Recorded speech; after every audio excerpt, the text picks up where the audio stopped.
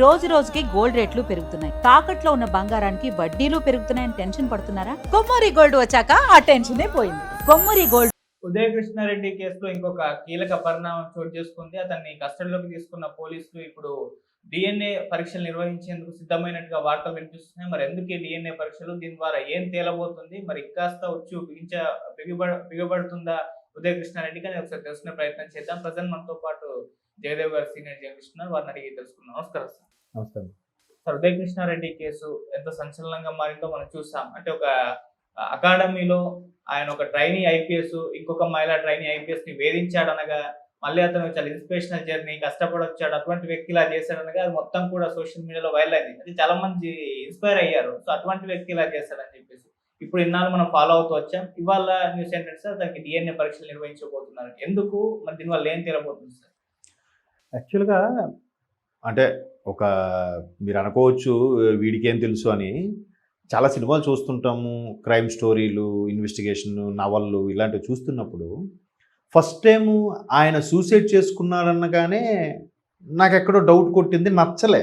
First thing ఎందుకు నచ్చలేదంటే, IPS ట్రైనింగ్కి వచ్చాడంటే ఎన్ని డక్కా ముక్కాలు తినొచ్చుంటాడు, ఎంత కష్టపడి అక్కడికి వచ్చుంటాడు. రోజుకి 24 గంటల్లో కనీసం 16 నుంచి 18 గంటలు కష్టపడితే కానీ ఆ పొజిషన్కి రాడు.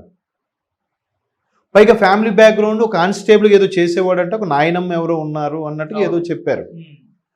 వెనక ముందు ఎవరు లేరు, బట్ అలాగ లేకుండా అంత మోటివేషనల్గా వచ్చాడంటే సూపర్ కదా, హ్యాట్స్ ఆఫ్ టు హిమ్ అనుకున్నాను.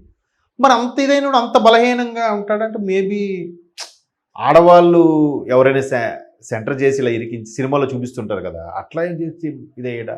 అయినా కానీ సూసైడ్ చేసుకోడే, ప్రతిఘటించి ఎదురుగా పోరాడాలి, దాని గురించి ప్రూవ్ చేసుకోవాలి, తపన ఉండాలి కదా అనుకున్నాను. అక్కడికి 2 రోజులు పోయిన తర్వాత ఏమైంది, నేనేం సూసైడ్ చేసుకోలేదు, ఈ ప్రెజర్లో ఈ టెన్షన్లో మా కజిన్ ఇక్కడెక్కడ ఎస్ఆర్ నగర్లో సనత్ నగర్లో ఉంటే వెళ్ళి అక్కడ బాగా తాగిసి పడిపోయాను, వాళ్ళు నేను సూసైడ్ అనుకుని హాస్పిటల్లో చేర్చారు అనుకుని ఎలా చేర్చేస్తారా? పోనీ ఎంత తాగిసి పడిపోయిన ముఖం మీద నీరు కొడితే లేవడా? సరే, పోనీ సూసైడ్ కాకపోతే నువ్వు ఆ నోట్ ఎందుకు రాసావు, సూసైడ్ నోట్ ఎందుకు రాసావు అంటే, ఐపీఎస్ తర్వాత పోస్టింగ్ తీసుకున్నాక ఉపయోగించాల్సిన తెలివితేటలు ముందే వాడేశాడేమో ఆయన, అంతే కదా. ఇప్పుడు ఆవిడ కోణంలో ఒకసారి ఆలోచిస్తే, సరే ఐపీఎస్ వరకు వచ్చాడు. ఇప్పుడు జనరల్గా ఎలా ఉంటుందంటే, ఆ ట్రైనింగ్లో కూడా చాలా కష్టం ఉంటుందట. నేను ఒక ఐపీఎస్ ఆఫీసర్కి ఇంటర్వ్యూ చేసినప్పుడు మాట్లాడినప్పుడు అడిగి తెలుసుకున్నది ఏంటంటే, ఫిజికల్ ట్రైనింగ్ మాత్రం టీజీపీఏ ఒకప్పుడు ఇక్కడే జరుగుతుందంట మొత్తం. మిగతా క్లాసెస్, రకరకాల డిమాన్స్ట్రేషన్లు, కొన్ని రకాల టెస్ట్లు అలాంటివి రకరకాలుగా ఢిల్లీలోనో లేదంటే కాన్పూరు అలాంటి కొన్ని ఇన్స్టిట్యూట్స్ ఉన్నాయంట అక్కడ, ఇంటర్నేషనల్ బిజినెస్ స్కూల్ సంబంధించి అలాంటి వాటి దగ్గర అవుతాయంట. బట్ ఫిజికల్ ట్రైనింగ్ మాత్రం ఇక్కడే అవుతారంట. మన పోకిరి సినిమాలో ట్రైన్ డెట్ డెహ్రాడూన్ అని చూపిస్తారు చూడు, అట్లా ఏం లేవంట. డెహ్రాడూన్లో ఉన్నాయి కానీ ఇట్లా ఇన్స్టిట్యూట్స్ ఏమి ఉన్నాయి కానీ ఫిజికల్ది మాత్రం ఇక్కడే అవుతాయని చెప్పారు ఆయన. మరి ఎంతవరకు వాస్తవం తెలియదు. సో అలాంటి దగ్గర వచ్చినప్పుడు కొన్నిసార్లు ఆడవాళ్ళకి లేకపోతే తోటి కొలీగ్స్గా ఉండే ట్రైనీ కొలీగ్కి అర్థం కానప్పుడు పర్టికులర్ కొన్నిసార్లు ఇక్కడ క్లాస్ చెప్పారు అదేంటది అర్థం అనేటప్పుడు అడుగుతారు, అరే నన్నే అడిగారు, మన అంటే ఇంట్రెస్ట్ ఉంది, మనం అంటే ఇష్టం ఉంటే అడిగారేమో, మనం ఇట్లాంటి కోణంలో ఎవడైతే వెళ్ళిపోతాడో వాడే ఇడు ఆయనే అని నా అభిప్రాయం. పైగా అంత త్వరగా ఆవిడ కంప్లైంట్ ఇవ్వలే. మొత్తం ఇన్వెస్టిగేషన్లో తెలిసింది ఏంటంటే, ఆమె గదిలోకి వెళ్ళిపోయి ఆమె టార్చర్ చేసి ఆమె ద్వారా ఆమె భర్త నెంబర్ తీసుకొని ఆ భర్తకి మెసేజ్లు పెట్టి, అంటే చూడండి వాళ్ళిద్దరిని చెడగొట్టి విడగొట్టేలా లేదంటే వీణ లబ్ధి పొందేలాగా చాలా చేశాడంట. ఆమె అవన్నీ నేను అనుకున్నాను, ఆమె కూడా ఎంత విసిగిపోతే కంప్లైంట్ వరకు వెళ్ళింది. ఫస్ట్ థింగ్ లోకల్గా ట్రైనింగ్ ఇన్స్టిట్యూట్లోనే చెప్తారు ఎవరికో, సో అక్కడ చెప్పే అవకాశం లేదా? ఒకవేళ ఆమె చెప్పదలుచుకున్నా ఎవరు వినలేదా? లేదా ఎందుకమ్మా ఆడ భవిష్యత్తు పాడు ఎందుకమ్మా సరే ఊరుకోండి, ఈసారి ఏదైతే నేను చూద్దాం అని చెప్పి అక్కడ ప్రిన్సిపాల్ కూడా ఉంటారు కదా ఇన్స్టిట్యూట్ ట్రైనింగ్ కాలేజ్కి, ఆ ప్రిన్సిపాల్ కూడా నచ్చ చెప్పుంటారు. అయినా ఈవిడ మితిమీరిపోవడం వల్ల ఆవిడ కంప్లైంట్కి వెళ్ళి ఉండొచ్చు. అది కాక ఆ ఒంటి మీద గాయాలు ఇవన్నీ చూసిన తర్వాత ఏ స్థాయిలో ఉన్నాడనేది తెలుసు. ఎప్పుడైతే నేను సూసైడ్ చేసుకోలేదు, మా వాళ్ళు ఇలా చెప్పారు, ఓ 2 రోజులు ఫోను స్విచ్ ఆఫ్ చేసి పెట్టేసుకోవడం, ఇవన్నీ ఏంటి? నువ్వు తప్పు చేయకపోతే ఎందుకు ఇంత? ఆవిడేమంటుంది, మా భర్తకి బెదిరించాడు, నా భర్తకు కూడా నా మీద అసభ్యకరమైన పోస్టులు పెట్టాడు, ఆమెతో ఉన్న వీడియోలు నీకు పెట్టమంటావా అని ఆయనకి పెట్టడం, ఈమెకి బెదిరించడం, ఇవన్నీ మరి ఆ ఫోన్ ఏమైంది? నువ్వు ఏవైతే వీడియోస్ ఆమెని పర్సనల్గా వెళ్ళి వీడియోస్ తీసావో మరి అవి ఫోన్ ఎందుకు మిస్ చేసావు నువ్వు తప్పు చేయకపోతే? సో అంటే ఇట్లాంటివి నేరం చేసినోడు ఎప్పుడైనా అది భగవంతుడి శాపమో లేదంటే ఆ క్రైమ్ యొక్క విధానం అలా ఉంటుందో తెలియదు, కానీ ఎక్కడో ఒకటి చిన్న హింట్ వదిలేస్తాడు. పక్కడబందీగా చేశాను అనుకుంటాడు, అబ్బా మూడో వ్యక్తిగా తెలియకుండా చేశాను రా అని అనుకుంటాడు. కానీ ఎక్కడో ఒకటి చిన్న లీడ్ పెరుగుతుంది. పైగా ఇప్పుడు టెక్నాలజీ ఎంత దారుణంగా పెరిగింది. ఇప్పుడు ఆమె కొట్టిన మరకలకి లేదా దెబ్బలకి రక్తపు మరకలు ఆయన షర్ట్ మీద ఉన్నవో లేకపోతే ఈమె ఒంటి మీద ఉన్నవో వాటి మీద చూస్తే వాటి డిఎన్ఏ టెస్ట్కి పంపిస్తే తెలిసిపోతుంది ఎవరిది ఏంటని. వెంట్రుక బట్టి కూడా చెప్పేస్తున్నారు కదా, వెంట్రుక మొదలు ఆ మొదలు బట్టి అరే ఈ డిఎన్ఏ శాంపుల్ చెప్పేస్తున్నారు ఫోరెన్సిక్ సైన్స్ ల్యాబొరేటరీ వాళ్ళు. సో ప్రతిదీ సీసీ కెమెరాలు ఉంటాయి. ఇప్పుడు ఆయన ఆమె గదిలోకి వెళ్ళి చేశాడు అన్నప్పుడు సీసీ కెమెరాలు ఉండవా?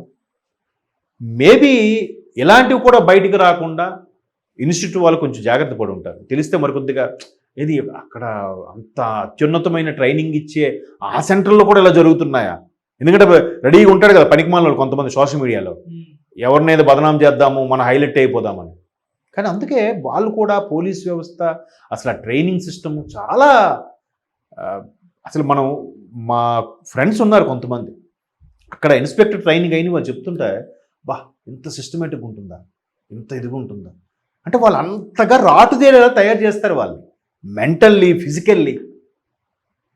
ప్రతిదీ లా పాయింట్ ఎక్స్ప్లెయిన్ చేస్తారు, దేనికి ఏ యాక్ట్, దేనికి ఏ లా పాయింట్, సెక్షన్లు ఏంటి.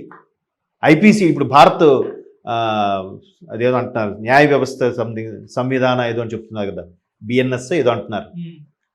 అలాగా ఐపీసీకి అనట్లేదు, ఇప్పుడు బిఎన్ఎస్ అంటున్నారు. అలా ప్రతిదీ దేనికి ఏ పాయింట్, దేన్ని ఎలా ఉండేది, ఎలా వివరిస్తారు, ఎంత అద్భుతంగా ఉంటుందంట ట్రైనింగ్. అట్టాగా అక్కడికి ఆ స్థాయికి వచ్చిన వ్యక్తి ఇట్లా చూడండి అసలు కెరీర్ ఏమైందండి. అదే ఒక 3 ఏళ్ల కిందట ఉత్తరాంధ్రకు చెందిన ఒక మాస్టర్ ఐఏఎస్ అయ్యాడండి. ఎంతమంది ఇన్స్పైర్గా చెప్పుకున్నాం తెలుసా? ఆఖరికి ఆయన ఐఏఎస్ ఫైనల్ ఇంటర్వ్యూకి వెళ్ళినప్పుడు కూడా తెలుగులో మాట్లాడాడంట. Which language comfortable to speak అని అంటే నా తెలుగు అని చెప్పి, తెలుగు సరే మీరు తెలుగులో చెప్పండి అని కూడా చెప్పారంట. అది సరిగ్గా అంటే వీడి భావాన్ని కన్వే చేయగలుగుతున్నాడు లేదో చూస్తారు కొన్నిసార్లు. అప్పుడు ఈరోజు చెప్పుకుంటున్నా ఆయన అబ్బా ఆయన పేరు మర్చిపోయింది, మాస్టర్ పేరు, ఒక 2nd గ్రేడ్ టీచరు ఐఏఎస్ అయ్యాడు.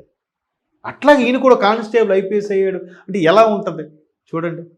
ఇంకొద్ది నెలలు ఓపిక పడితే ట్రైన్ ఐపీఎస్గా ఎక్కడికో వెళ్ళేవాడు, ఇదంతా అయ్యేది. అంటే అమ్మాయి కూడా ఎంత సఫర్ అవ్వకపోతే ఓపెన్ అయ్యి బయటకు చెప్తుంది. అమ్మాయికి చిన్నతనమే పరుగు పోయినట్టే కదా. ఏంటి ఇలా చేసి వాళ్ళ రేపొద్దు చూసినా ఈవిడ వాడేదో టార్చ్ పెట్టి ఆవిడని ఈవిడ అని అంటారు. ఆ యధవని ఏమనరు, ఈవిడని అంటారు. అయినప్పటికీ ఆవిడ ఓర్చుకొని ఇప్పటి నుంచో నడుస్తున్న దాన్ని ఇప్పుడు బయట పెట్టిందంటే మరి పోలీసులు ఇన్వెస్టిగేషన్ స్టార్ట్ చేస్తే ఏ స్థాయిలో ఉంటుందో తెలుసు కదా. అసలు మనం బయటికి కనబడేది ఒకటి, సినిమాలో చూపించేది ఒకటి, కానీ వాళ్ళ ఒరిజినల్ ట్రీట్మెంట్ డిఫరెంట్గా ఉంటుంది. మరి అంటే అంత కష్టపడి వచ్చినాడు ఆ క్షణిక ఆనందం కోసమో క్షణికావేశంలో ఏం చేశాడో బాధ అనిపిస్తుండేది ఒక్కోసారి. ఒక కోణంలో చూస్తే ఆ ఉదయకృష్ణారెడ్డి అంశం, ఆయన ఆ ట్రైనింగ్ ఇన్స్టిట్యూట్ ముందు దిగిన ఫోటోలు, ఆ షూట్ వేసుకున్న ఫోటోలు చూస్తే ఒక్కొక్క జాలి అనిపించింది, ఒకవైపు ఏంటి ఇలాగా అనిపిస్తుంది.